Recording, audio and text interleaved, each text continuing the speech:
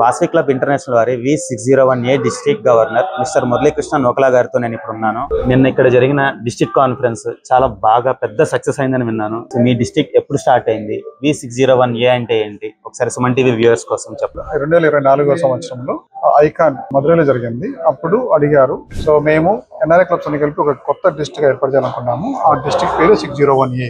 So 601Aలో వచ్చేసి 22 కంట్రీలలో 43 clubs ఉన్నాయండి. దుబాయ్లో మే 2025లో స్టార్ట్ చేశాము. 9 క్లబ్స్ లో ఓపెన్ చేశాము. అప్పటి నుంచి 4 నెలల్లో మనం ఎన్నో సర్వీస్ ప్రోగ్రామ్ చేశాము. సో మనం start with note books for the students. 1 లక్ష బుక్ల పైన ఇచ్చాము. ఒక 36 లక్షలు డొనేషన్ ఇచ్చాము. నిప్పిడి వాళ్ళకి ఒక 5 లక్షల మీద RO వాటర్ ప్లాంట్ ఇచ్చాము. సో సైకిల్ సేవ మహారాష్ట్రలో జరిగే ఒక 70 మందికి పూర్ స్టూడెంట్స్ కి గవర్నమెంట్ స్కూల్ కి దూరం నుంచి వచ్చి నడుచుకుంటూ వచ్చి వాళ్ళకి ఇచ్చాము. వాళ్ళు ఇట్లా సర్వీస్ సహకారం ఎన్నో చేశాము.